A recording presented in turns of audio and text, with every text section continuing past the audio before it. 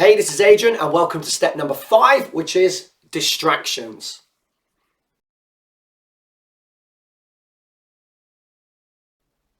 So distractions can often be an unhealthy response as a way of avoid dealing with challenging feelings, situations and activities.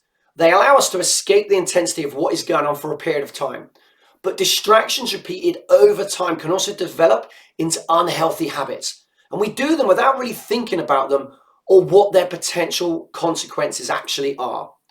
Now, they can range from quite small and what may seem quite insignificant distractions to larger, more annoying distractions. And they may actually be affecting you more than you realize. Because on top of the initial distraction, there is also the time it takes to focus back to that original task that you're working on. Over the course of each day, each distraction soon adds up to lost time and potentially lost revenue.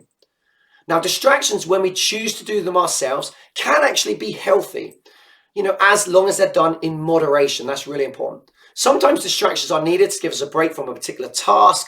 Maybe it's a stress, a routine of something, or even anxiety. And it gives us a chance to refresh, refocus, and before we come back to that original task that we're working on with a new perspective. But most modern day distractions are designed to grab your attention and your time, both of which are worth money. Your time is worth money to what has distracted you, your money and your...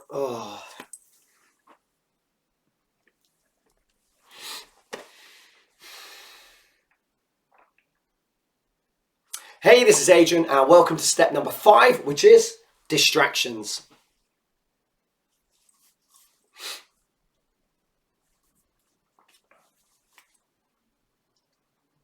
So distractions can be an unhealthy response as a way of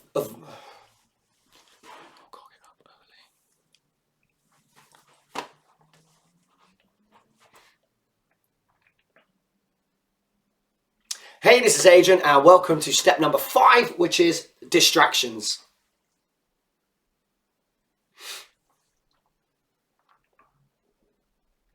So distractions can often be an unhealthy response as a way of avoiding dealing with challenging feelings, situations and activities. They allow us to escape the intensity of what is going on for a period of time. But distractions repeated over time can also develop into unhealthy habits.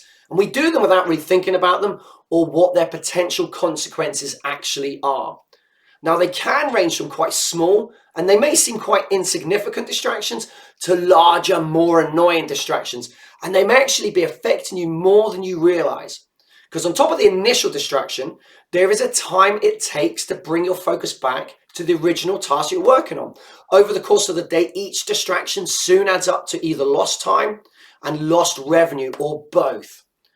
Distractions, when we choose to do them ourselves, can actually be healthy as long as they're done in moderation. Now, sometimes distractions are needed to give us a break from a particular task. Maybe it's stress, a routine that we're doing, or even anxiety. It gives us a chance to refresh, refocus before returning to that initial task with a new perspective. But most modern day distractions are designed to grab your attention and your time. Both are worth money. Your time is worth money to what has distracted you and money to yourself. So recognize that things like social media, streaming service, apps, video games, they're all vying for your time, but they offer a reward, right? An escape from life. But they want you to return again and again. Now, there's nothing wrong with distracting yourself from time to time. After all, it is good to keep up with your favorite TV program. But when it comes to achieving your goals in life, binging a whole series while lounging on the sofa or playing games for hours on end over the course of the weekend is not going to move your life forward. Okay, that's really important.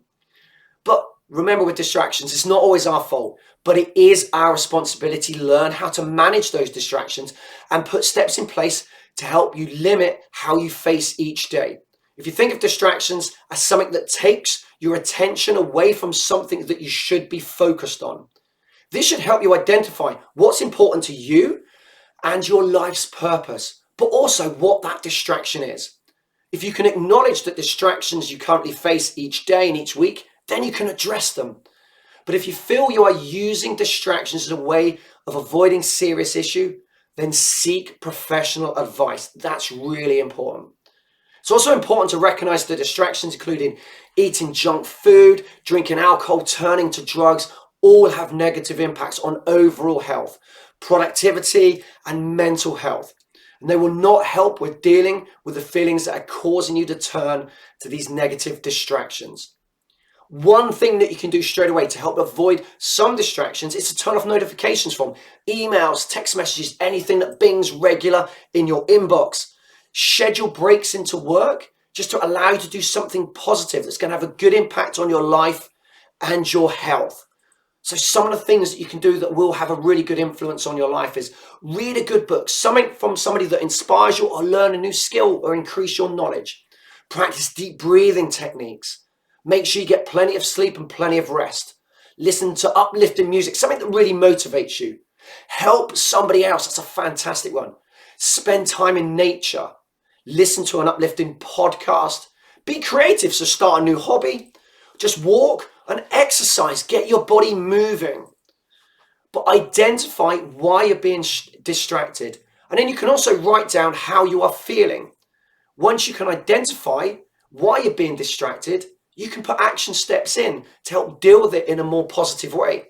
But distractions are a way of life, and it's okay from time to time. But don't let it take your focus away from what you want to achieve in life. Address them and then put the right action steps in place so you can move past them. This is most important. And we face them every single day, from the minute we get up to the last thing at night when we go to bed. Generally, we've got our phones right by us, so the minute we get up in the morning, we're straight on the phone. The last thing some people do at night is their phone. And think about the distractions you may face at work. That idle chat where you're going for a coffee. It might be 5 or 10 minutes, but if that's 2 or 3 times a day, that soon adds up over the course of the week.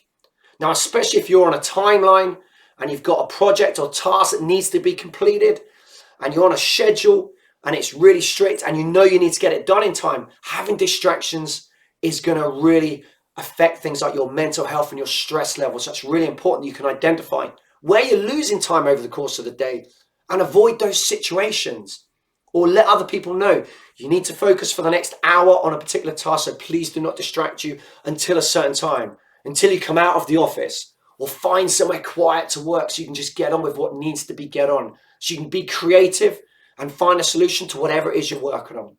But it's really important that we focus our attention on our goals, our dreams, those things that we want to achieve, and minimize it. Probably say it's impossible to avoid distractions because they are everywhere, but minimize those ones that are really zapping your time and your energy. Because at the end of the day, you've only got so much energy to go through each day to focus on particular tasks, to increase your skill set, your knowledge. So if we're putting energy into distractions that are taking us away from doing those things, it's going to make us tired when you actually have to do the task and the work that we should be doing. So I really hope that helps you to understand how important it is to just identify those distractions, put action steps in place so you can move past them and get on with whatever it is you're looking to achieve in your life. Till next time, I'm Adrian. I shall see you soon.